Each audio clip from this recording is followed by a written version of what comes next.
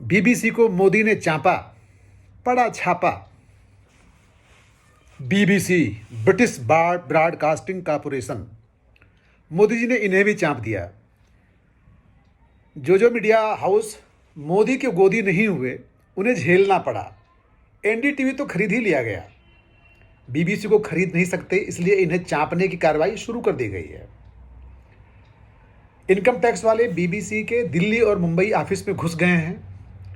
बयान आया है कि ये कोई छापा नहीं है, बस रूटीन की चेकिंग की कार्रवाई है।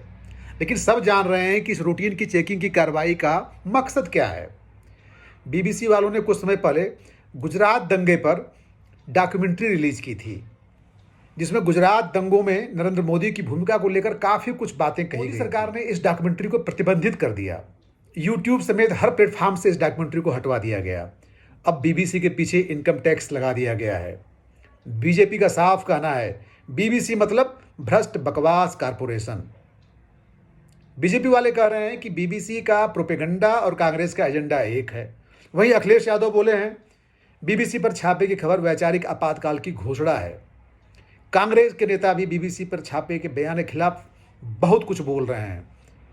खबर है कि बीबीसी के इवनिंग स्टाफ को ऑफिस आने से मना किया गया है। बीबीसी दिल्ली और मुंबई के प्रबंधन ने शाम की शिफ्ट में मीडिया कर्मियों को काम पर आने से मना किया है। बड़ा सवाल यह है कि अगर वित्तीय अनियमितता पकड़ने के लिए इनकम टैक्स की टीम आई है तो उसने पत्रकारों के मोबाइल को क्यों जब्त किया। इनकम टैक्स टीम को अकाउंट सेक्शन में जाकर कागजात जब्त करने चाहिए थे। माना जा रहा है कि बीबीसी को चांप कर मोदी जी पूरे मीडिया जगत पर दबाव बना रहे हैं कि कोई सिर उठाने की हिमाकत न करे। जो सिर उठाएगा, जो सवाल उठाएगा, उसके पीछे इनकम टैक्स, सीबीआई, ईडी को लगाया जाएगा। बीबीसी पर छापा मरवाकर मोदी जी ने वो काम कर दिया है जिसे भारत में किसी पीएम ने आज तक नहीं किया। सूत्र बता रहे हैं कि हिंडनबर्ग रिसर्च की रिपोर्ट के बाद अडानी का किला जिस तरह से ध्वस्त हुआ है, उससे मोदी खेमा बहुत नाराज है।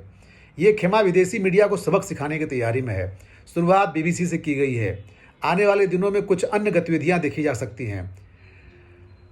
अडानी का पतन मोदी के लिए बर्दाश्त के बाहर है। दुनिया के दूसरे नंबर का अमीर 24वें नंबर पर लुढ़क गया है। $150 बिलियन की संपत्ति अब $50 बिलियन तक सीमित हो गई है। अडानी के निवेशक रो रहे हैं, बाजार में अफरा तफरी है।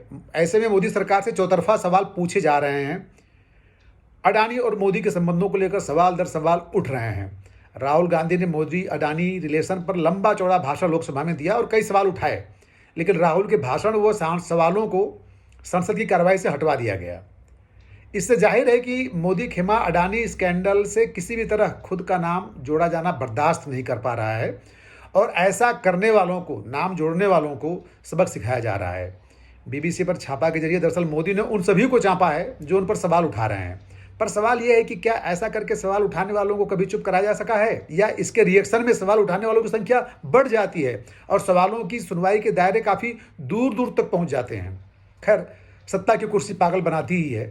सिर पर चुनाव है, सिर पर अडानी घोटाले के सवाल हैं।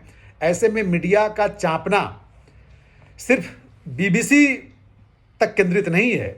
ये छापा सिर्फ बीबीसी को संदेश देने के लिए नहीं है। दरअसल पूरे मीडिया को, देसी विदेशी मीडिया को, सवाल उठाने वालों को चांपने के लिए बीबीसी पर छापा मारना जरूरी था। ये मैसेज साफ साफ दिया गया है भारत की केंद्र सरकार की तरफ से। इस छापे को गोदी मीडिया वाले बढ़ चढ़ कर दिखा रहे हैं, क्योंकि वो गोदी हैं, टुकड़ों पर पलने वाले हैं।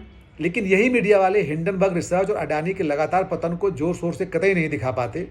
वजह वही है, कुर्सी और सत्ता को सलाम करो। सवाल करोगे तो छापा मिलेगा, ज़्यादा बोलोगे तो चांपा करेगा। जय हिंद।